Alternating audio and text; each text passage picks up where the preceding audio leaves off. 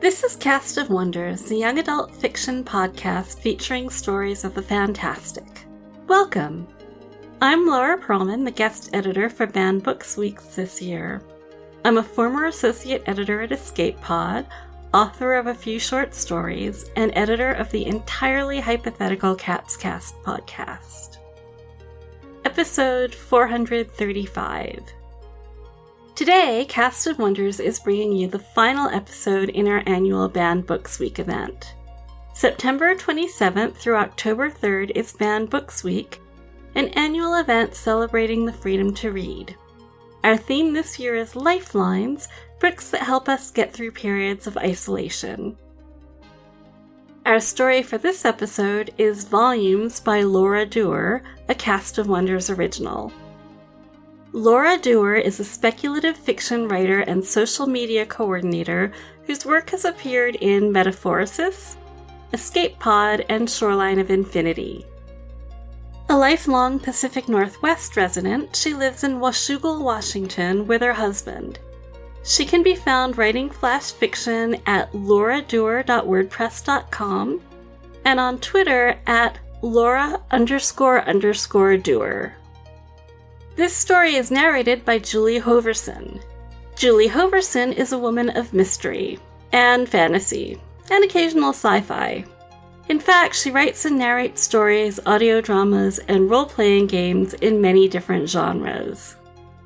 Julie's audio drama anthology series, 19 Nocturne Boulevard, has been on hiatus but is returning in October with new episodes. And now, we've a tale to tell.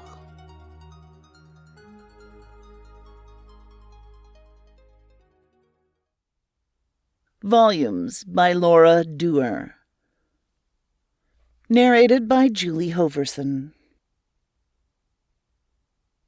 It was a grim and drizzly morning in the Cascade foothills.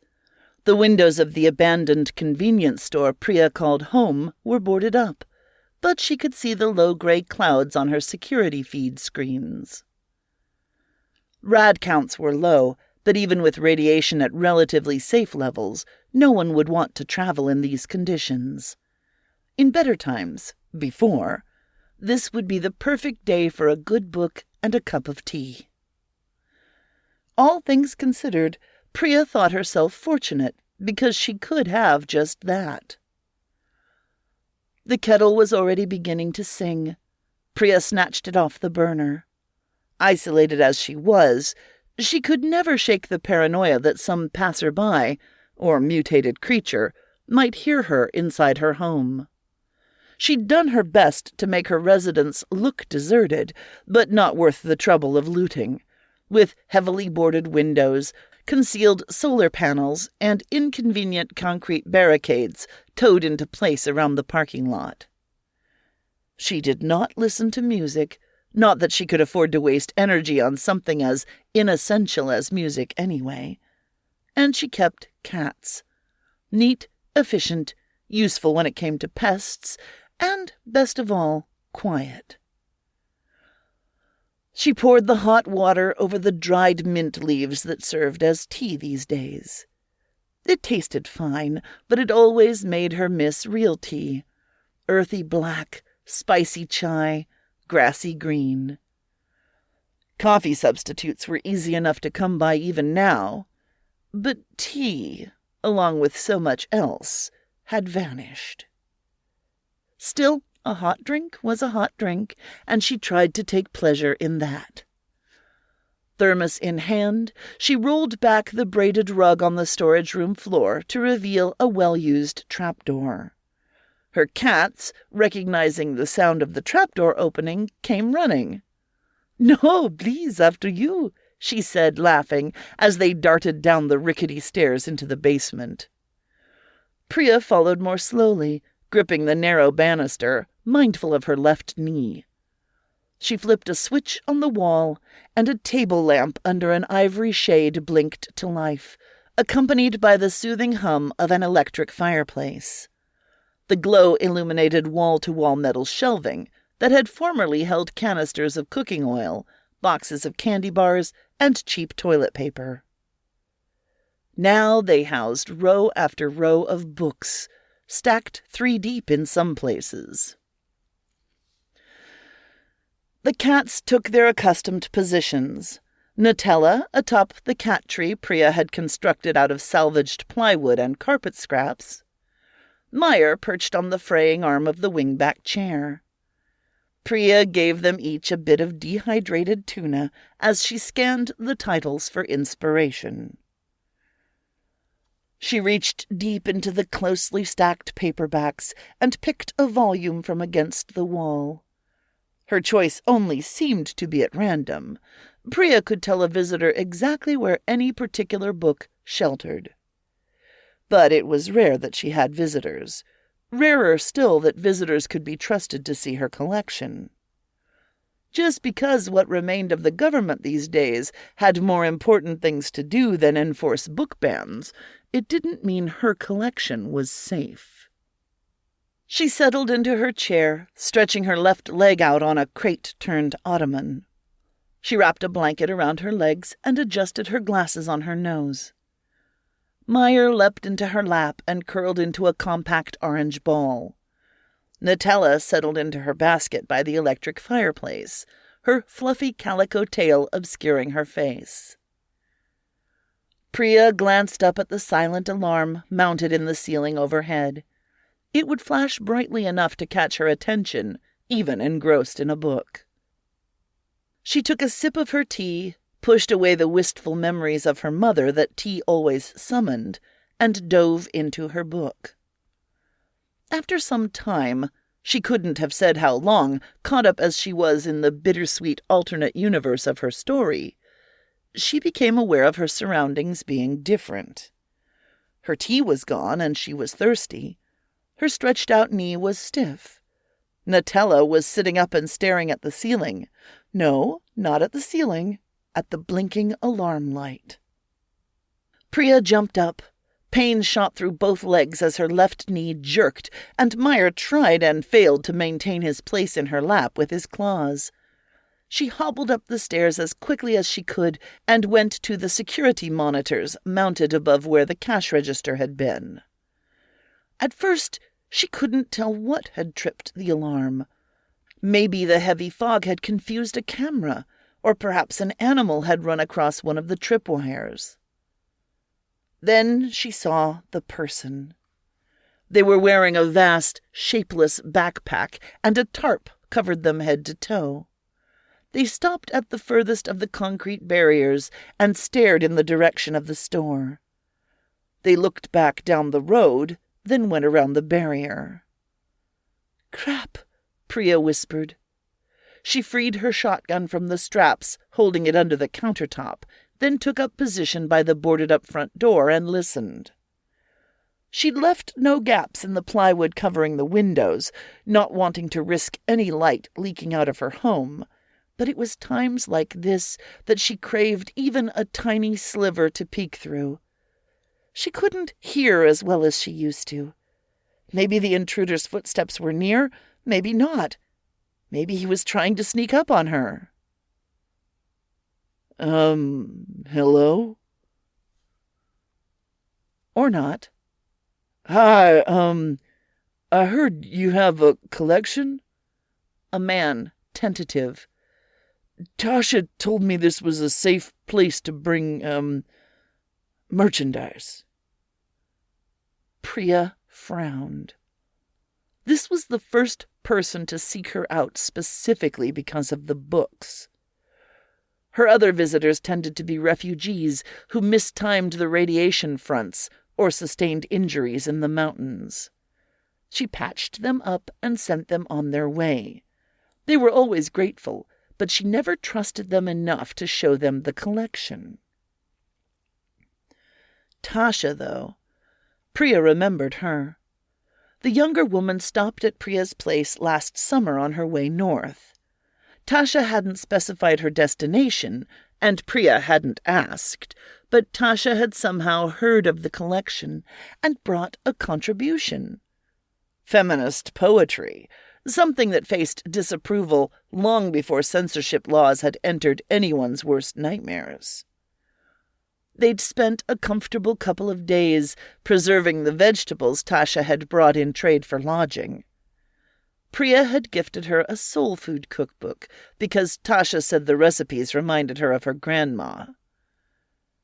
"Can I come in? I don't know if you have a password or anything, but I have stuff for you." His inflection rose at the end of his sentences, and he shifted his bulky pack on his shoulders. "Tasha said you were cool. You canned vegetables and stuff? Look, I can be helpful, or I'll stay out of your way unless you want help." Priya left through the back door. The cold invigorated her, flowing into her lungs and through her limbs like an icy surge of adrenaline. She raised the shotgun and marched around the building, ignoring the twinge in her knee. She rounded the corner and cleared her throat loudly. The intruder jumped. She noted that he did not reach for any weapon, instead only raising his hands. "I gave Tasha a book when she left," Priya said. "What was it?" "Oh," he nodded frantically. "Soul food. She made me the beans from one of those recipes. Damn, they were good." Priya hesitated, then lowered the gun with a sigh. "Come in, quietly." "Thank you," he whispered, and he hurried after her. Inside, he set the tarp-wrapped backpack down on the floor. Its contents shifted, and Priya realized he was carrying 2 packs, one ordinary backpack and one long, slender case. Her heart hammered. Was it a rifle? The man hadn't noticed her staring. He was fidgeting with the tarp, carefully unrolling it from the packs to keep any moisture from getting on them. The slender package was exposed. It was a guitar, or at least a guitar case. Priya had read enough spy thrillers to suspect that all kinds of weaponry could be hidden inside. Satisfied that his belongings were safe and dry, the man stood up, smiling tentatively. He was younger than Priya had first assumed. Despite the threads of gray in his unkempt beard, he didn't look much older than 30. His green eyes were bright and unassuming. "Hi, I'm Wyatt." "Priya." She was still carrying the shotgun. She knew she came across as forbidding and unwelcoming, but at the moment she didn't mind. This was her home, her sanctuary, and he was the first stranger to enter it in months. "Oh yeah, I have stuff for you." He knelt and laid the guitar case on its back. The shotgun twitched in Priya's hands. "Slowly," she said. He glanced between her face and the gun. "Do you want to open it?" "No, just move slowly and let me see inside." He spun the case so it would open towards her. He flipped one latch, then the other, then raised the lid. Inside, to Priya's relief, was a guitar, and wedged around the wooden body and in the lid's pocket were books. "I used to work for a guy who enforced the book bans. He kept some of them as trophies. When I left, I took his ammo, his solar charger, and as many books as I could carry."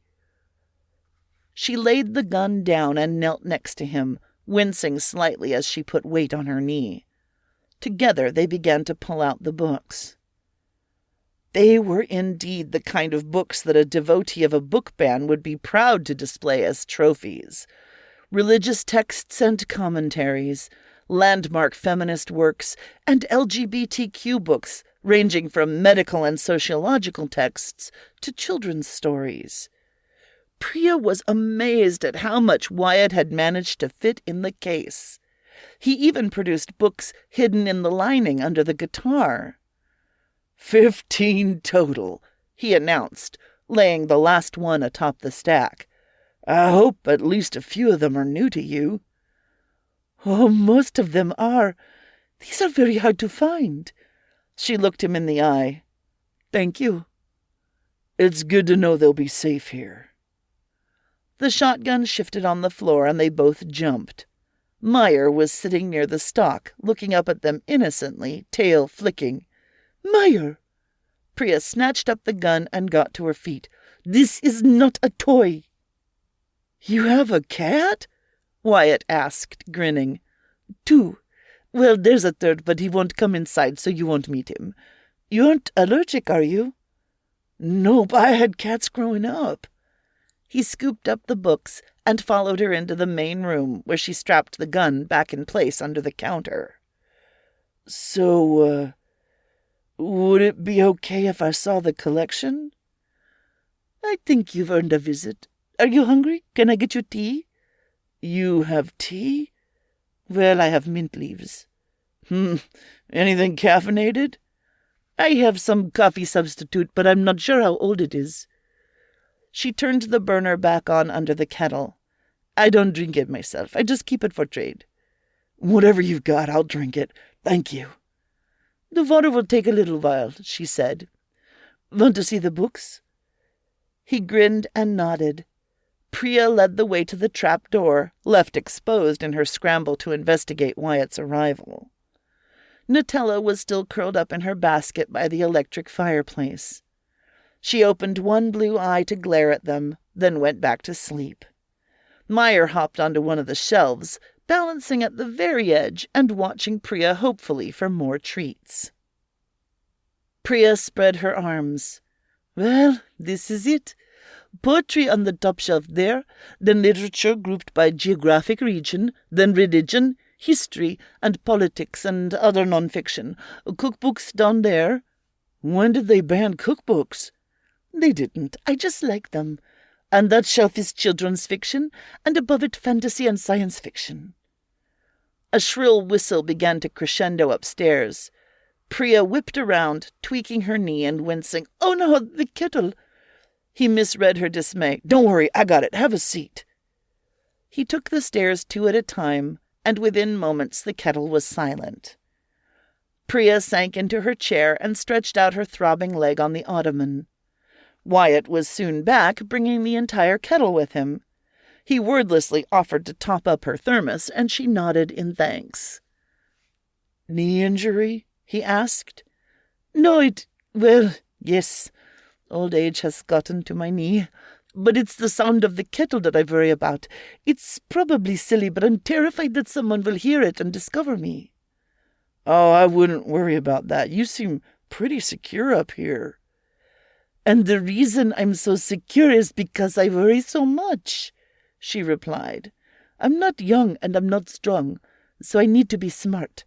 I can't take anything I have here for granted, and I won't risk it over something as small and easily avoided as a kettle whistle." Wyatt nodded, acquiescing. "What brought you all the way out here, anyway?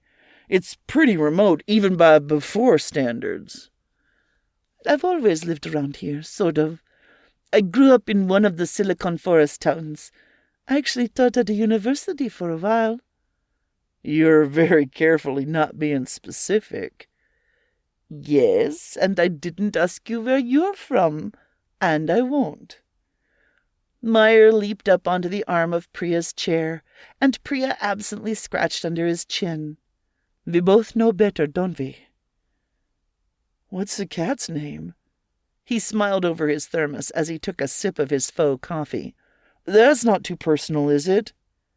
Priya laughed. "This is Meyer." "As in John? Fred? No, wait." He grinned. "Oscar." She laughed again. Meyer, irritated, hopped back to the floor. "No, Meyer as in the lemons," Priya said.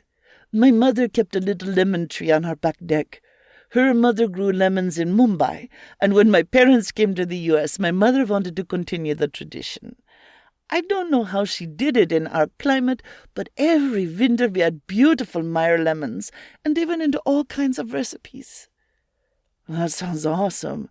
Neither of my parents cooked much, and we lived in a part of town where if we tried to have a lemon tree, someone would steal it or set it on fire." He raised his thermos as if to toast her mother. "You're lucky you had a home like that, and a mom like that." He didn't ask what had happened to her, and Priya did not say. The truth was that she didn't know for sure what had become of her after Baba died and Ai returned to Mumbai. As the world began its mad downward spiral, she reached out to Priya more and more frequently, begging her to come to India to be with the rest of the family. Priya kept putting it off. There were plenty of cousins in Mumbai to take care of Ai. Then, in quick succession, Priya found herself with no job, no money, and no passport. As a former academic and a woman of color, her every move was viewed with suspicion. Soon, all she had left were her books and her cats. She despaired at first, but when that didn't accomplish anything, she found a way to act. Now she was alive. She still had her cats and her books, and she was safe. Usually that was enough to keep the despair at bay, but every once in a while, often without warning, she was reminded of Ai, and the despair welled up. Today she locked it back down. In spite of his friendliness, Wyatt was still a stranger, and that meant he could not be trusted. Not yet. Wyatt pointed at Nutella, who lay asleep in her basket, unfazed by their visitor. "That one looks like a cat I had growing up." "That's Nutella." He chuckled. "Oh, I can practically taste it. Geez, I haven't had Nutella in years." "She's been with me since before." Priya smiled wistfully. "A friend's cat had kittens. I didn't want to take one since it was just me. I'd just lost my husband, and things at the university weren't looking promising. Everything was so uncertain." "I'm sorry about your husband," he said quietly. "Epidemic?" Priya nodded. Losing a loved one in a pandemic seemed to be the one thing remaining to unify scattered strangers. "The second influenza wave." "Both my parents died in the first wave. Then the second wave took out most of my workplace. I found different employment, but that got pretty dissatisfying pretty quick." He looked up at her, a sad smile flashing under his beard. "I wish I'd had a cat to keep me company. You said you have two?" "Yes, plus another feral one that lives outside. I leave him food and clean water, and he takes care of any rats. I named him Camper. You might see him. He's black and missing an eye." "Great names. Makes me want to write a song about them." "A song?" Priya chuckled. "I suppose that's one way to pass the time." "Oh, it's more than that. You saw the guitar. That's my livelihood." "Playing music?" "You'd be surprised what works as currency out there these days," he said with a wry grin. "I've gotten housing, meals, safe passage, even ammunition in exchange for songs. One time I even got my traveling party out of trouble with a random militia by playing the entire Sgt. Pepper album." "I almost can't believe it. Playing music just seems like a good way to announce yourself to anything dangerous." He scratched his head. "Sure, there's a little risk, but no more than you going outside to collect water or trade. The whole world's dangerous now. Anyway, I have other skills. I'm not just a wandering minstrel." He grinned. "For example, I happen to notice your solar panels need to be cleaned. I'd be happy to do that in exchange for a place to sleep tonight." After losing her husband, Priya had taken a certain amount of pride in being able to look after herself. When the world fell apart and she had to look after herself anyway, pride became irrelevant. Now, though, the old reactions flared up. The instinct to refuse, to insist she was fine. But she was not fine. She was well into her 60s. Her knee grew worse by the day, and she didn't know if she could still lift her ladder, let alone climb to the roof. He noticed her hesitancy. "Consider it a thank you for letting me see and contribute to your collection," he added. "I'm sure you don't let just anyone down here." "They do need to be cleaned," she said finally. "I think we have a deal." She hardly saw Wyatt for the rest of the day. He scrubbed the solar panels and cleaned out the gutters, but after that He patched a hole in the siding and replaced some wiring. He sprinkled the debris from the roof strategically around the parking lot, making it look even more deserted and forbidding than before. Priya kept busy, too, patching a torn tarp she'd found in the road a few weeks earlier. She offered Wyatt lunch, but he politely declined, opting to eat from his own supplies while he worked. At one point, she found him near the front doors, staring at something near the ceiling. "Something else to fix?" she asked. He pointed up. "This place still has a PA system." "Yes, the controls are by the monitors." Wyatt beamed. "You could play music in here. You have music. I saw MP3 players and CDs down with the books." "No!" It came out more vehemently than she intended, and Wyatt's smile vanished. "I told you, I cannot risk making too much noise." "It wouldn't have to be loud," he protested. "You really never listen to any music?" Priya clamped down on her temper. "I know it must be difficult for you to understand," she said calmly, "since you clearly love music and make it your livelihood. But, well, it isn't really something I've missed. Not enough to risk this place." He was shaking his head before she even finished speaking. "I can make it so the speakers outside are disabled," he insisted. "Only you would be able to hear." "Thank you, but no," she said sharply. "I appreciate the offer, but I must decline." Wyatt shrugged and made his way back outside.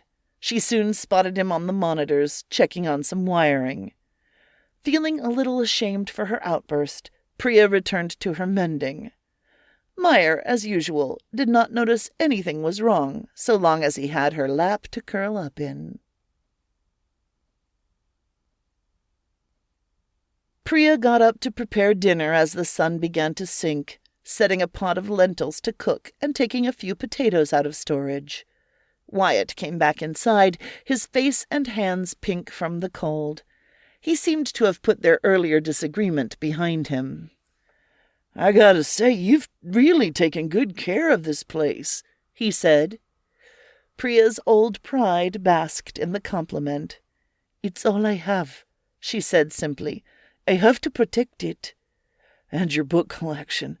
I don't know if you'd take being called a badass as a compliment, and if not, I apologize, but it's seriously badass of you to have saved all those." She could feel her cheeks warming. "I never thought of it as particularly badass. I just knew the bands were wrong, and this was something I could do about them." "Well, there's something I want to do about them." He took out the guitar and slung it over his shoulder. Priya stopped slicing up the potatoes and watched him closely. Wyatt strummed a chord, and Priya flinched. It felt far too loud in the small room. Then he began to sing. A calmer part of Priya's mind noted that he had a nice voice, but the rest of her was on the verge of panic, and the fear only grew as she heard the words. "In the ruthless woods, the words survive. When knowledge was hunted, she kept it alive. Hope might wither, but it will not die. Because her library—" "Stop!" Priya's fist clenched around the knife handle. Wyatt grinned uncertainly. "It's just a rough draft, but—" "No music, no singing, please." "Okay, I won't sing here, but this place deserves commemorating."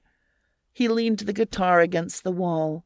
"If Tasha hadn't told me about your collection, those books I brought would still be sitting on that general's shelf for him to show off whenever his fellow bootlickers came by." "You're ex-militia?" she whispered, horrified. "Yeah, keyword ex. I left because I finally got sick of myself. Burning books is the least of what I did for them." His eyes took on a haunted look. "I have to atone for that. This is something I can do to make it right." "What, exposing my secret? Endangering me?" "Spreading hope." His face flushed with anger. You're hiding out here along with pieces of a civilization that most people think was wiped out. You symbolize resistance, rebirth, and you want to keep that quiet? I can't climb up and down those stairs without pain. Her hands shook with fury and shame. I ration my food not by how much I should eat, but by how many cans my arthritis will allow me to open in a day. How am I supposed to protect myself and the collection you claim you admire so much if you spread your knowledge of it so indiscriminately?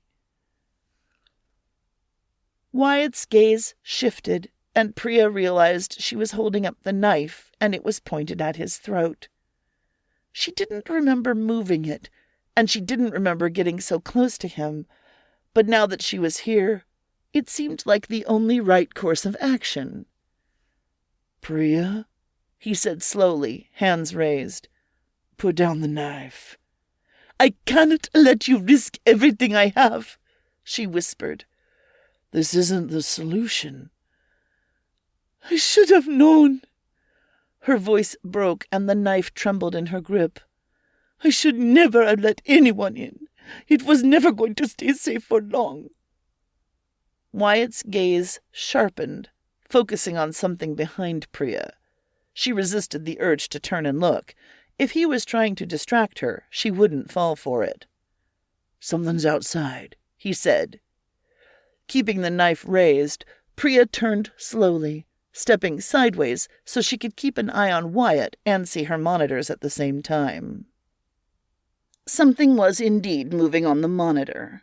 It was Camper, almost invisible in the growing dark, creeping up on something near the edge of the property. It's just the cat, she said tersely. He's hunting. Then abruptly Camper ran.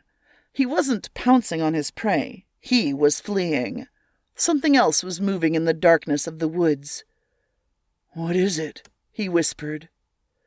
They watched the screens intently as 5 shapes emerged from the shadows, moving slowly towards the building. The silent alarm light mounted in the ceiling began to flash. Now Priya recognized the unsteady gait and the patchy fur. She took a deep, shaky breath. They used to be coyotes, she answered. Those are coyotes? His voice cracked on the first strained syllable. Generations of radiation and starvation had transformed the animals into something bloodthirsty and monstrous. Priya had only seen a handful of them since she moved here. They always lose interest and leave. She was still whispering, as if the things outside could hear them. But I've never seen this many at once. He looked at her gravely. I know I shook your trust, but give me a chance to make it up to you. I can take care of these things. There's 5 of them. Do you really think you can just go out there and kill them? No, he replied, but I do need to use your security system. Priya immediately thought of the PA speakers he'd found earlier. Noise? She asked, dreading his answer, but the shapes on the monitors were drawing closer. If they caught Camper's scent, or Wyatt's, they might not leave for hours. They might tear into the walls and do irreparable damage, or they might attract something even more dangerous. To her surprise, Wyatt shook his head. If it goes the way I think it will, no. He gestured at the security screens, wordlessly asking permission to use the system. For a moment, Priya hesitated. She thought of Meyer waiting obliviously by the kitchen table for scraps tossed his way. She thought of Nutella, who, like Priya, was too old to have to endure all this. She thought of the thousands of pages on her shelves, of the story she'd read earlier about a woman who attended a convention of all herselves from parallel universes. It always made Priya wonder about who her other selves might be. A Priya who went to live with her mother while she had the chance. A Priya whose husband was still alive. A Priya who never lived to see before become now. Now she stood at the cusp of a new Priya's creation. Trust this stranger or not? She set the knife down on the counter and stepped aside. Wyatt's fingers flew across the ancient keyboard. Inputs appeared on screen. He hit a key, and the monitor screens turned a blinding white. Somewhere overhead, an electric hum crescendoed, then faded. At first she thought he had damaged the screens, but they slowly returned to normal, and Priya realized the outside lights were dimming back to black. She could hear the shrieks of the blinded creatures outside. Wyatt looked at her anxiously. Priya, relieved, nodded her approval. He tapped the keyboard again. Once more the lights flared to oppressive brightness. The approaching creatures staggered, pawing at their faces. "One more time," Priya whispered. When the screen image resolved again, the last of the creatures was fleeing back into the darkness. The light in the ceiling stopped blinking. Priya sighed with relief and sank into one of the kitchen chairs. Meyer wove between her legs and meowed loudly. She and Wyatt laughed. "Yeah, buddy, we took care of them all right," Wyatt said. He dropped into the chair across from her, running a hand through his hair. "I didn't even know that function existed," Priya said. She felt like she had just run a mile. Her heart was hammering, and every breath felt vital. "It didn't. I just set it up today." Wyatt sat forward and fidgeted with a stray thread on his sleeve. "I hope you don't mind. A lot of the old wiring needed to be replaced, so I swapped in some stuff that could handle a bigger load and produce a brighter light. I'll show you how it all works before I leave." Priya stared at him. "I threatened you with a knife a few minutes ago," she said finally. "And you still want to stay and help me?" "Yeah, well..." He dragged a hand through his hair again. "I was kind of being an ass. I don't think I necessarily deserved to be stabbed, but I definitely should have listened better to you. When I left..." He fell silent for a few moments, thoughtfully stroking Meyer. Priya realized he was holding back tears. "When I left the militia, I didn't really have a destination in mind. I just wanted to screw over that general and then get as far away from him and his people as I could before I died. And that was pretty much my plan. Just die. I didn't think there was anything good left in the world, so why bother?" He met her eyes. Tears spilled into his beard. "Then I met Tasha, and she told me about your collection, and I thought, if that's real, then that's something good and worth staying alive for. Then it turned out you were real, and..." He shrugged and wiped his eyes. "It felt so good to have something to believe in again. I wanted other people to know about it. I want them to believe in something too. To feel hope again." "People need hope," Priya agreed. She had to wipe her own eyes. "But Wyatt, it's just me out here. I have 28 rounds left for the shotgun. I've yet to use it on a human, and I hope to keep it that way.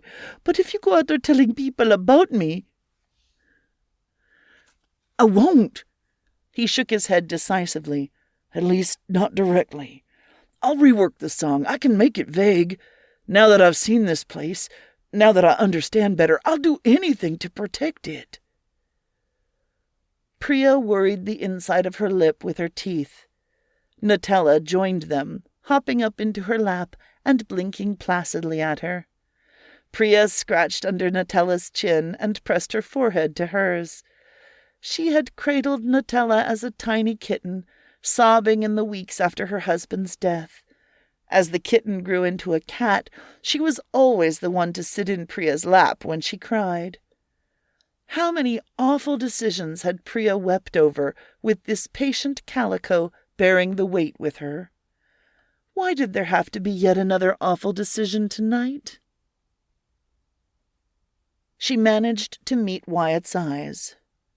"Write it before you go," It almost felt like speaking to one of her students again, gentle yet authoritative. "I want to see the final draft. I want to be sure." "I can do that." He leaned across the table, reaching for her hand. "I promise I'll keep this safe. I can protect it and still use its legacy to encourage people. I'll write the whole thing tonight and you can critique it to your heart's content." Nutella hopped onto the table to nuzzle Wyatt's outstretched hand. Priya felt herself smile. "All right," she said. She reached out to shake Wyatt's hand. "I think we have a deal." Wyatt left mid-morning when the sun finally broke through the stubborn rain clouds. Priya sent him on his way with a canister of coffee substitute and refused everything he offered in trade. She tried to tell herself it was because he was the one going out into that relentless world, and he would need every resource he had. But the truth was she still felt guilty for the way she'd treated him. She walked with him to the edge of the old road before saying goodbye. Once safely back inside, she watched on her monitors until he vanished around the bend. Priya had never had much inclination to pray, but she clasped her hands briefly and hoped that wherever he went, he would be all right, and that he would do right by his promise. It was only then, when he was too far away for her to do anything about it, that Priya found the gifts he'd left for her. Sitting on her end table were 2 sealed bottles of painkillers, different types for different aches, probably taken from the militia he'd escaped.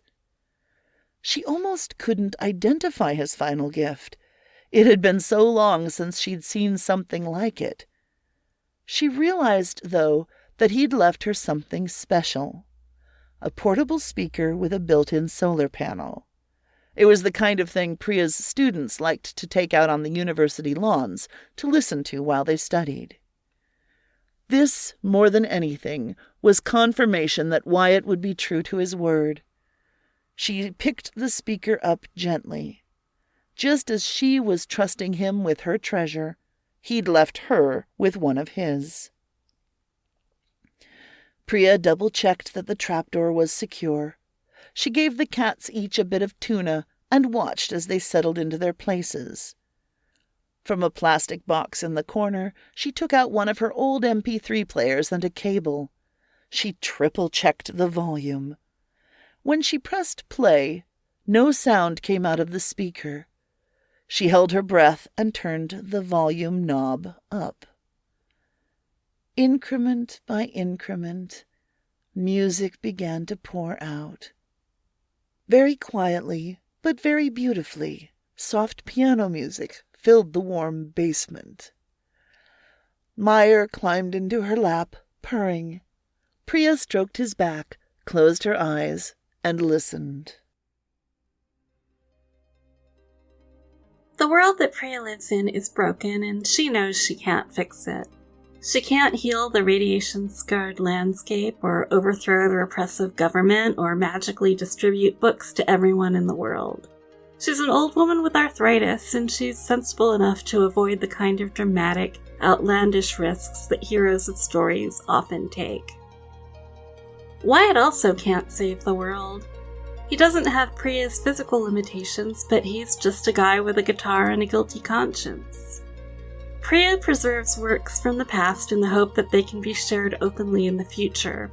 Wyatt writes songs to document what's happening in the present. The 2 characters have one thing in common. Instead of being overwhelmed by the world's seemingly intractable problems, they've each found their own way to do some good on a small scale. This is the last episode of our Banned Books Week event this year, and I hope you've enjoyed these stories.